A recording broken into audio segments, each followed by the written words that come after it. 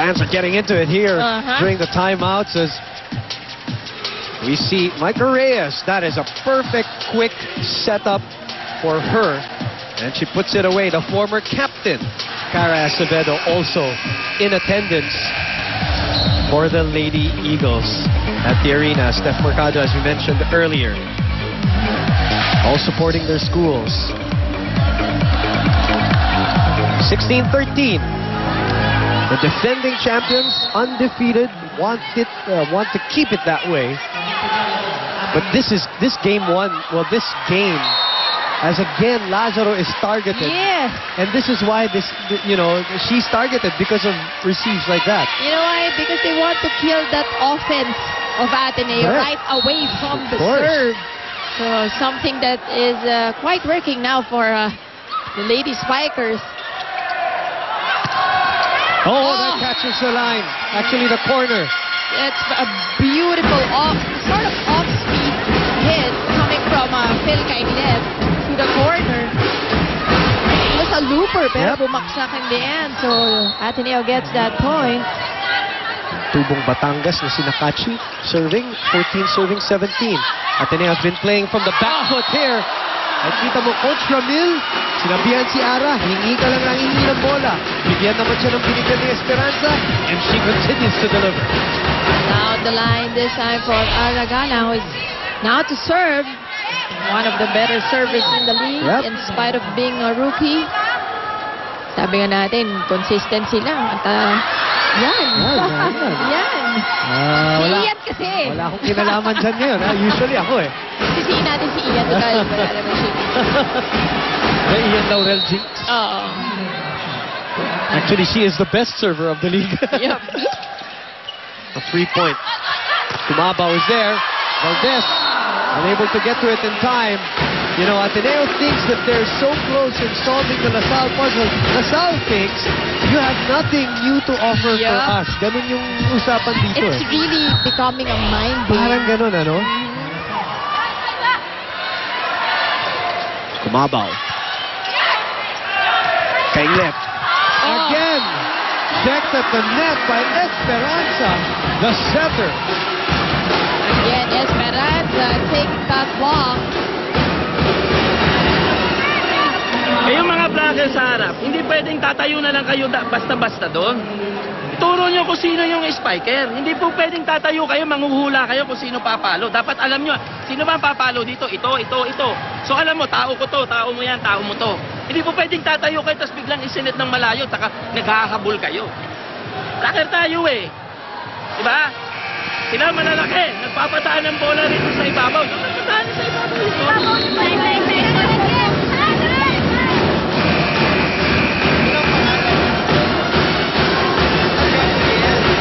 Steph Gabriel from Ateneo. Who also played as a libero. Siya bago pumasok si Denden Lazaro. 20 serving 15. Very good set for LaSalle. They don't want what happened in the first and second round where they had to lose the first set and play from the back foot. This time they want to be on even terms, if not play ahead. And again, that's what they're saying. It seems that LaSalle is reading Ateneo very well here, Mosey. The adjustments are quick on the green side. Interesting. What's going to be interesting is the timeouts, because you will hear those little adjustments every time, and Coach Ramil exactly doing that, and the team just responding as Eliza Valdez gets a net violation. Sayang. On that open hit, as we see it once again. Ateneo looks tight, which is what we expect, Mosey, in a finals game for them. Like that. Again, this is the first for them. Micah Reyes serving. Lazaro. Ferrer on the second touch, giving them an easy over. It comes back.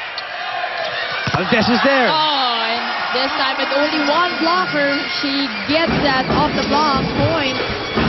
Kailangan kumapit na Ateneo dito.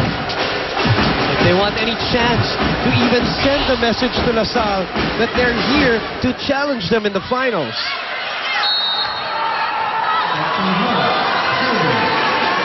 finals week for these seniors. Oh, And can't afford errors like that, obviously. true, especially when you're trying to catch up.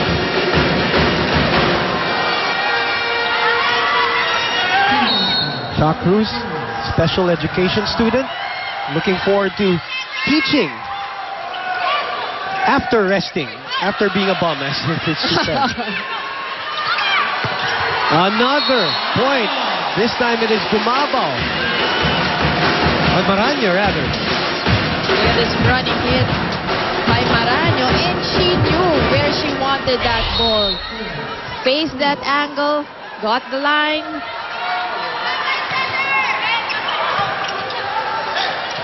Lazaro saving that one. Oh, what a dive by the captain. Not enough to save it, though. 2 points away from the set are the DLSU Lady Spikers. 5 points away from tying this game. Yes, go ahead, Mos. Full front line now for the Lady Eagles. Let's see if they can capitalize on that. Free ball! And Lazaro unable to get to it. And we get to set point. Easy spike there coming from Lasal. Lazaro trying to get it with one hand. Point goes to the Lady Spikers. Chilka Inglet helping Lazaro now. Nakachi, Cha Cruz taking it. Galang again. Off the block. Ferrer, hinabol. Hervasio this time. Oh, that's a great attack. But a greater save by Cha Cruz. Another chance for the Lady Eagles. Oh, for the And quick. this is what Coach Roger was talking about. You have to give confidence to your other spikers, especially the ones that are with Eliza Valdez in front. And Nakachi, once again, getting that point. Long climb, though. They're down 5 with no room for error. Talking about the Lady Eagles. Valdez steps into it. Kainglet. Galang.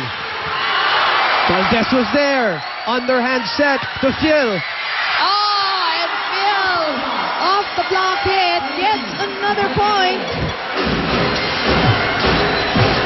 Look at Phil adjust with this underhand set by Jam. Still 4 points. Pagkakala na, hindi ko pwedeng bibitawan yung tao. Nagbabalik ka ng bola eh. Bago ka mag-set, tingnan mo na muna kung sino na ba. At ang tao mo na, kita mo yung sweet yung blocker nandito, yung center. Alam mo na dito. Doon lang dito, doon lang. Yan lang titingnan mo. Ha? Saka hindi pwede yung, hindi mo nakita si Abby lang nakita mo. Bigay na agad.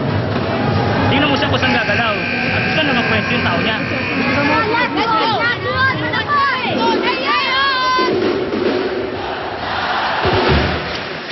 By the way, I asked Cha Cruz about her sister and how she's doing. Camille, who injured herself, of course, early part of the season.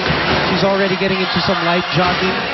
But sabi niya mga June pa talaga siya makaka-full training. Or starting pa lang ng kanyang training. She's very young and sure, sooner ang full recovery niya. Hindi tulad pag si Ian yan, wala na. Wala nang recovery. And Lasal with that error. Speaking of recovery, Yep. Ateneo, inuunti-unti. Inuunti-unti. Sinatsaga. Yan, tama. Yan ang term sa volleyball. Sinatsaga, kinakapitan. In that last time out, Coach Ramil not drawing any play. No specific play. Correct. Pinapabasa niya lang kay Esperanza kung anong dapat gawin. Hey, look at this. Now, regardless of whether Ateneo takes this set, this is good for them. Yes, that's true. I was going to say that. Again, a lot of character showing on the blue side. Valdez. Oh, and it touches the line. Down 1. 23 serving 24. Cha Cruz trying to tell the girls to calm down. Let's look at that from this angle. That's a perfect angle. Beautiful serve. Nakita mo yung bola, lumiko-liko, ano? Gumagalaw. Miscommunication here. Oh! Lasal getting the closer as his first Mamo saves them with a cross-court kill. And look at that underhand set. Kumamo still going for it, taking the risk and taking home the first set. Great composure by LaSalle, but a great fight towards the end of that first set by Ateneo. Let's see what happens in the second set as things are getting hot here at the arena in San Juan.